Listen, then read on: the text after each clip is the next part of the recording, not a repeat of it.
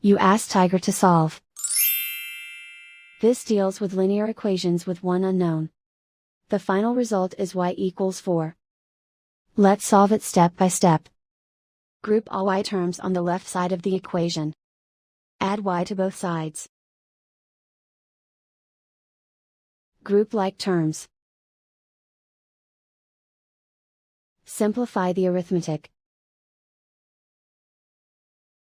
Group like terms.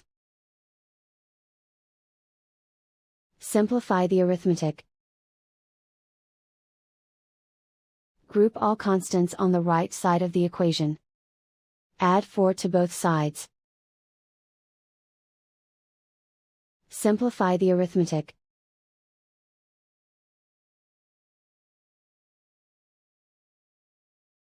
Isolate the y. Divide both sides by 4. Simplify the fraction. Find the greatest common factor of the numerator and denominator. Factor out and cancel the greatest common factor. And so the final result is y equals 4.